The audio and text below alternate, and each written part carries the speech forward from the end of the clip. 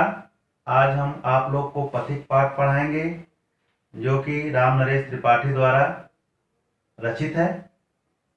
यहाँ पर कवि पथिक के बारे में वर्णन किए हैं। पथिक संसार के दुखों से विरक्त होकर वह प्रकृति के सौंदर्य से मुक्त हो गया है और वह उसी में बसना चाहता है, वहीं पे रहना चाहता है।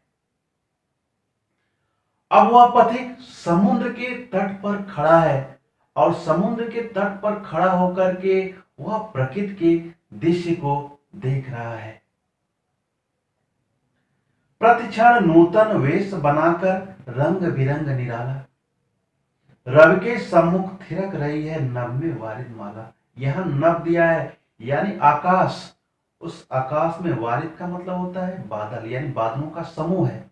आकाश में जो बादलों का समूह है, प्रतिक्षण यानी प्रत्येक क्षण, नूतन वेश यानी नया रूप बना करके वह रंग बिरंगे प्रतीक हो रहे हैं, रंग बिरंगे प्रतीत हो रहे हैं। रवि के सम्मुख थिरक रही हैं और वह सूर्य के सामने, रवि का मतलब होता है सूर्य, और सूर्य के सामने वो क्या कर रहे हैं? थिरक रहे हैं, या आप कह सकते हैं कि वह नाच रहे हैं, ऐसा प्रतीत हो रहा है। नीचे नील समुद्र मनोहर, ऊपर नील गगन है। नीचे नीला समुद्र जो है वह मन को मोहने वाला लग रहा है। ऊपर नील गगन है और ऊपर जो है नीला आकाश, वह भी सुंदर दिख रहा है। घन पर बैठ बीच में विचरूं यही चाहता मन है। यहां पर पथिक कह रहा है उस बादलों पर बैठ करके समुद्र और आकाश के बीच में मैं विचरण करूं, ऐसा मेरा जो है मन कर रहा है। अब सोच लो वह कैसा आनंद लेना चाहता है पथिक, यानी उस बादलों पर बैठ करके समुद्र और आकाश के बीच में क्या करना चाहता है? विचरण करना चाहता है। रत्नाकर गर्जन करता है, मलयानिल बहता है। रत्नाकर यानी समुद्र। समुद्र ऐसी अवस्था में क्या कर रहा है? यानी गरज रहा है। समुद्र ऐसी अवस्था में गरज रहा है। मलयानिल बहता है और जो मलय पर्वत है उस पर सुगंधित हवा बह रही है। इधर समुद्र भी गरज रहा है, उधर जो मलय पर्वत है उससे सुगंधित हवा बह रही है। हरदम यह हौसला हृदय में प्रिय भरा रहता है।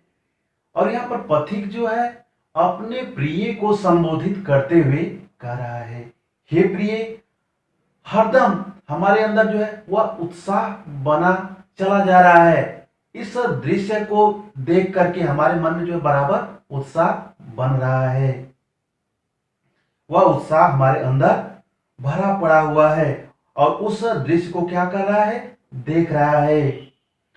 इस विशाल विस्तृत महिमामय रत्ना के घर के, इस विशाल विस्तृत महिमामय यानी विस्तृत महिमामय रत्नाकर यानी समुद्र के घर, यानी रत्नाकर यानी समुद्र के घर के कोने कोने में लहरों पर बैठ फिरूं जी भर के। यानी इस विशाल विस्तृत और महिमामय यानी समुद्र के घर में, यानी घर पे इस लहर पर बैठ करके मैं कोने कोने तक घूमूं, वो भी जी भर के। लहरों पर बैठ करके यानी कोने कोने तक जी भर के घूमूं। निकल रहा है जल निधि तल पर दिनकर बिंब अधूरा। निकल रहा है यानी क्या निकल रहा है? जल निधि तल पर यानी उस समुद्र तल पर दिनकर बिंब अधूरा यानी सूर्य का अधूरा बिंब निकल रहा है। आप समझ सकते हैं कि जब सूर्य उगते हैं, है ना, तो आधा वो क्या कर रहे हैं? यानी आधा जो है वह समुद्र में दिख रहे हैं और आधा जो है समुद्र के ऊपर दिख रहे हैं, है ना। तो कमला के कंचन मंदिर का मानो कंद का गुरा और वह सूर्य जो है वह समुद्र में कैसे दिख रहे हैं, आधे अधूरे, यानी कैसे दिख रहे हैं, जैसे कमला, कमला का मतलब होता है लक्ष्मी, लक्ष्मी जी के जो कंचन मंदिर या जो सोने का मंदिर है, लक्ष्मी के जो सोने का मंदिर है उसके कांत यानी होता है चमकीला, कंगूरा यानी गुंबद, वह चमकीले गुंबद के समान लग रहे हैं। लक्ष्मी जी के जो सोने का मंदिर है उसके चमकीले गुंबद के समान जो है वह सूर्य समुद्र तल पर दिख रहे हैं। लाने को निज पुण्य भूमि पर लक्ष्मी की यह सवारी। और जैसे मालूम पड़ रहा है कि समुद्र जो है अपने, निज का मतलब अपने, इस पवित्र भूमि पर, समुद्र जो है अपने इस पवित्र भूमि पर लक्ष्मी जी की सवारी लाने के लिए रत्नाकर ने, यानी वही समुद्र, निर्मित कर दी स्वर्ण सड़क अति प्यारी। वह एक सुंदर सोने की सड़क बना दी हो, ऐसा मालूम पड़ रहा है कि वह उनकी लक्ष्मी जी की सवारी को लाने के लिए एक सोने की सुंदर सड़क जो है बना दी है। जैसे आप देखते हैं ना, जब सूर्य का प्रकाश जब पानी में पड़ता है तो जैसे मालूम पड़ता है एक सड़क की तरह दिखता है ना। निर्भय दृढ़ गंभीर भाव से गरज रहा सागर है। निर्भय यानी बिना भय का, दृढ़ता पूर्वक, गंभीर भाव से, यानी भाव कैसा है, गंभीर भाव से गरज रहा है सागर। सागर क्या कर रहा है, गरज रहा है। लहरों पर लहरों का आना सुंदर, अति सुंदर है।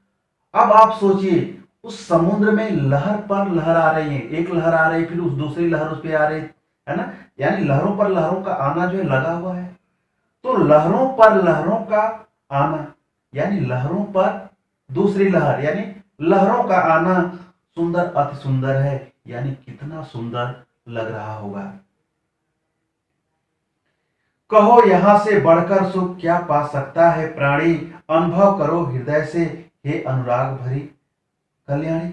यहां पर पथिक अपनी प्रेयसी को संबोधित करते हुए कह रहे हैं, अपने प्रिय को संबोधित करते हुए कह रहे हैं, हे प्रिय, यानी प्रेम की भाषा तो आप जानती हो, यानी यहां से बढ़कर कोई दूसरी जगह ऐसा सुख मिल सकता है किसी को?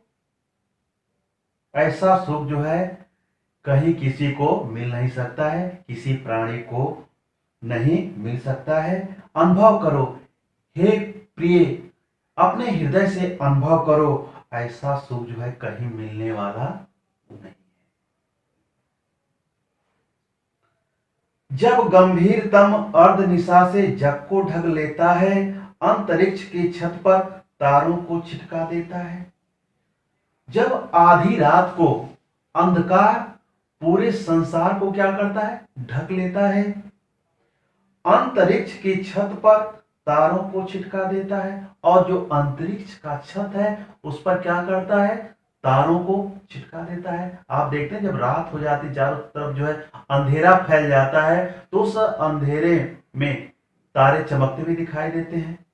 तो वही कहा गया है कि आधी रात के समय अंधेरा क्या करता है, पूरे संसार को ढक लेता है, और तारे जो है पूरी तरह से चमकने लगते हैं।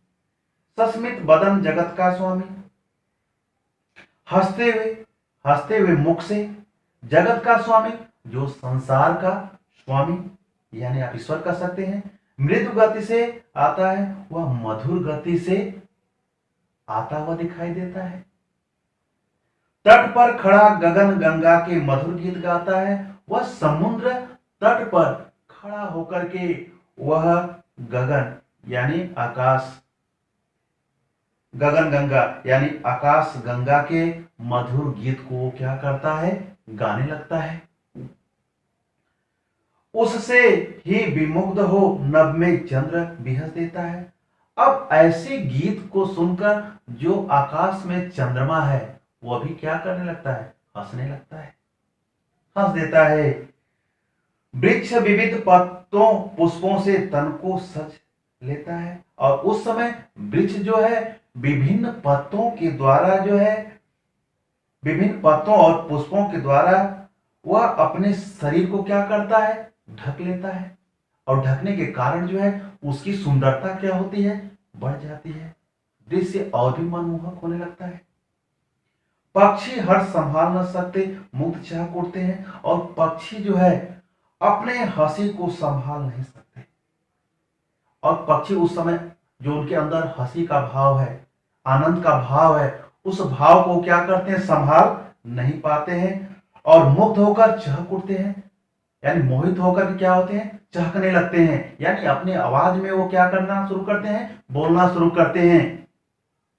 फूल सांस लेकर सुख की सानंद महक उठते हैं, और फूल जो है उस समय चारों तरफ, चारों दिशाओं में अपने खुशबू को क्या करते हैं, बिखेर देते हैं, यानी उनको सुख महसूस होता है। वह सुख के कारण जो है अपनी खुशबू को चारों दिशाओं में बिखेर देते हैं। अब यहाँ पर पथिक थोड़ा सा बढ़ा चढ़ा करके और भी वर्णन कर रहा है ना। वन उपवन, यानी वन में, उपवन में, गिर शान कुंज में मेघ बरस पड़ते हैं, यानी वन में, बगीचे में, है ना, पर्वत पे, समुद्र में और कुंज में मेघ यानी बादल क्या करने लगते हैं, बरस पड़ते हैं, बरसने लगते हैं। मेरा आत्म प्रलय होता है, और मेरा आत्म प्रलय यानी पथिक कह रहा है मेरा आत्म प्रलय होता है, यानी मैं भी क्या हूं, अंदर से एकदम भाव विभोर हो जाता हूं, यानी मुझे भी कुछ याद आने लगता है, जिसके कारण नयन नीर झरते हैं, जिसके कारण मेरे आंखों से भी आंसू बहने लगते हैं, गिरने लगते हैं। एक तरफ तो बादलों से बारिश हो रही है, एक तरफ पथिक के आंखों से क्या हो रही है, बारिश हो रही है। पढ़ो लहर तट तृण तरु, गिर नभ किरण जलद पर प्यारी, लिखी हुई है यह मधुर कहानी विश्व विमोहन हारी। यहां पर फिर पथिक जो है अपनी प्रियसी यानी प्रिय से कह रहे हैं कि हे प्रियसी तुम पढ़ो, यानी कहां पर पढ़ो, लहर पे पढ़ो, तट पर पढ़ो, तीर यानी तिनके पर पढ़ो, तरु यानी वृक्ष पे पढ़ो, गिरी यानी पर्वत पर पढ़ो, नभ यानी आकाश में पढ़ो, किरण यानी किरण पे पढ़ो, जलद यानी बादल पर पढ़ो।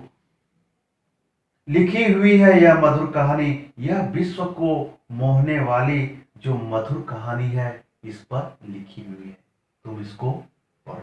ये ऐसी प्रेम कहानी है, कैसी मधुर मनोहर उज्जवल, यह कैसी मधुर मनोहर उज्जवल कहानी यानी पवित्र कहानी है, जिसको पथिक भूलना नहीं चाह रहा है यह प्रेम कहानी, यह ऐसी कहानी है जिसको पथिक भूलना नहीं चाह रहा है। ये पवित्र कहानी है, मधुर कहानी है। जी में है अक्षर बन इसके बनूं विश्व की बानी, पथिक कह रहा है जी में तो यही चाहता है कि मैं इसका अक्षर बन जाऊं, इस कहानी का अक्षर बन जाऊं, बनूं विश्व की बानी, और विश्व की बाणी स्वरूप बन जाऊं, विश्व की बाणी स्वरूप बन जाऊं, ताकि लोग मुझे उस बाणी के द्वारा पहचान सके। स्थिर पवित्र आनंद प्रवाहित सदा शांति सुखकर है, यानी यहां पर पथिक क्या कर रहा है, उस प्रकृति सौंदर्य के बारे में कह रहा है कि यह प्रकृति सौंदर्य जो है किस तरह से दिख रही है, जैसे वो स्थिर दिख रही है। प्रकृति सौंदर्य कैसे दिख रही है, स्थिर दिख रही है, पवित्र दिख रही है, आनंद प्रवाहित, उसमें आनंद प्रवाहित हो रहा है, शांति यानी हमेशा उसमें शांति बनी रहती है, और हमेशा जो है यहाँ पर सुख ही सुख मिलता है। अहो प्रेम का राज्य, यह तो प्रेम का राज्य है, इससे बड़ा राज्य कहीं नहीं हो सकता है, यह सबसे बड़ा राज्य यानी प्रेम का राज्य है। कितना सुंदर है, अति सुंदर है, यानी अति सुंदर है, सुंदर, या हम उसको अति सुंदर कह सकते हैं, सुंदर में भी सुंदर, अति सुंदर है। और ऐसे दृश्य को पथिक जो है छोड़कर जाना नहीं चाहता है, क्योंकि वह संसार के दुख से विरक्त हो गया है, और वह प्रकृति का जो सौंदर्य है उसमें क्या हो गया, पूरी तरह से मुग्ध हो गया है, और वह प्रकृति के साथ, है ना, उसी में वह रहना चाहता है। ऐसे ही सुंदरता में वह रहना चाहता है, ऐसे सुख को ही वह क्या करना चाहता है, प्राप्त करना चाहता है। इस सुख को छोड़ करके वह कहीं दूसरी जगह जाना नहीं चाहता है, क्योंकि उसको परम आनंद जो है वहां आ रहा है, परम आनंद की उसे प्राप्ति हो रही है। तो बच्चों, हमको विश्वास है कि आप लोग को यह पाठ जो है पूरी तरह से समझ में आ गया है। और अगर आपको समझ में आ गया है, अच्छा लगा हो, तो आप कमेंट करना और हमारे चैनल को सब्सक्राइब जरूर करना।